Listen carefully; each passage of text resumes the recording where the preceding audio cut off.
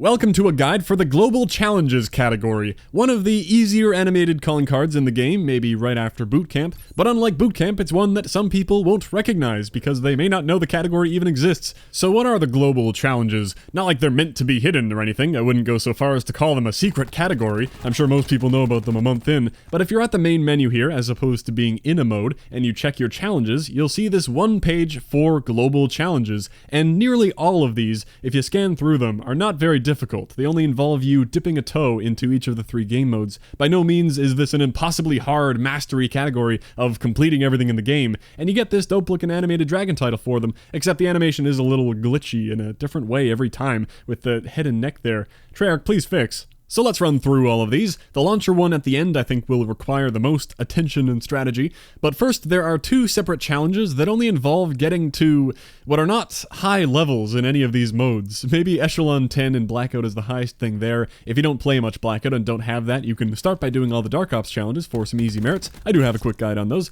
After that, if you're confident in your ability to hot drop firing range and get a bunch of kills for the 10 merits each, you could do that. Or if you're more average at the game, you can very easily rank up by getting to the top 15 in solos for the 50 merits. Just drop somewhere far away from the path to an unlabeled location, loot whatever is there, and move with the collapse, staying near the border and away from any hot zones. It is not very hard to reach the top 15 without ever getting in a fight, but before worrying about the level challenges, do the rest of these and see if you still need to rank up any further.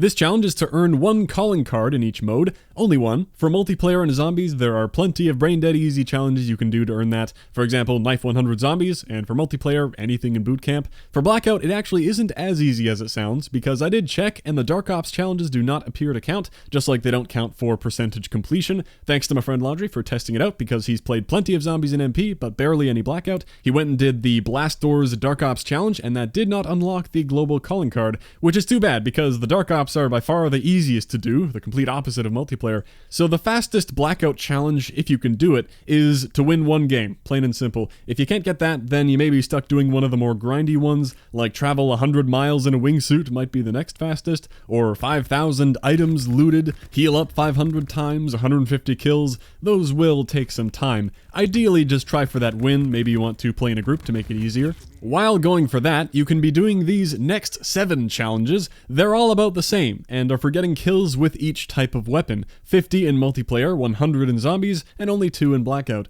I don't feel like I need to give much advice for getting those done. In multiplayer, you have create a class, you can play any mode you want with whatever weapons you want. Maybe if you're not liking the pistols, they're pretty fun in hardcore, but really they're not bad in core either. Only need 50 kills with each category. Zombies, you could conceivably do all of these in one game if you tried to keep track. Unfortunately, even if you leave the zombies component for last, the challenges do not pop up on screen when you complete them, so it may take a few games of checking in on your progress, but between hitting the box and some wall weapons, you can get that done fairly quickly. And in Blackout, you can always resort to those firing range hot drops. You'll either get some kills or die very quickly and get right back in to do it again, or you can play the game more normally, whichever you prefer. I only needed to go firing range for my 2 pistol kills because those are not as common through natural Blackout gameplay. I thought that guy disappeared or something, but he was prone glitched into the floor. So you can get your kills with every weapon that way. There's an LMG kill and a sniper kill and dead, and you run it again. Picking up a new gun every time, you'll eventually get what you need.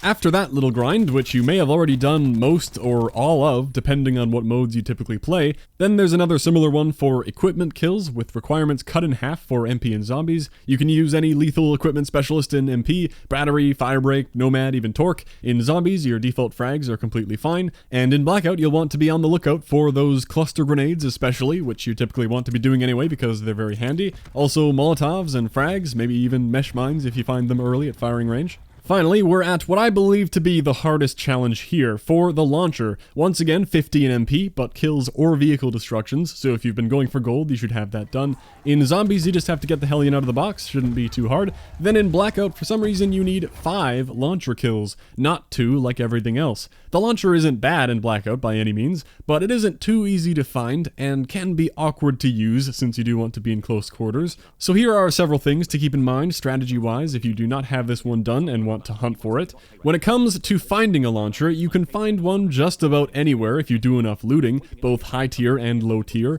from Rivertown to some house in the desert, raid to a random mobile home, construction, a cemetery, an asylum, some tiny shed thing, even in firing range as well. You get the point. They can spawn anywhere as a regular weapon. If you come across a looter perk, that can also help you track one down. But if you aren't getting lucky running into a launcher, you could also consider any of the more consistent supply stash locations, like at Fracking Tower is very frequent, Nuketown bunkers, searching all the turbines and sheds out in the desert, garages across the map, or also the zombies mystery boxes, which seem to roll on a very similar loot table. Those are both decent ways of finding launchers, and there is another good reason to visit the zombies areas, to collect Dead Silence. It seems to be by far the most common perk dropped when killing zombies, and that can be very handy, because when it comes to getting the launcher kill, stealth is your friend. Ideally, you will be the one to get the first shot off. Either you get close enough to line up a direct impact, or if it's going to take more than one shot, you want to have the element of surprise on your side. My first launcher kill, which I've annoyingly lost the footage for, was from creeping around the edges of the zone with Dead Silence and sneaking up behind a guy for a direct impact. So that's one way to go for the kill. As maybe an even better strategy, consider visiting other zombies areas after you already have the launcher. If you hear somebody else shooting the zombies, they may be very distracted doing that, or you may be able to ambush them when they go for the box, which is what I was planning to do here, waiting outside Asylum,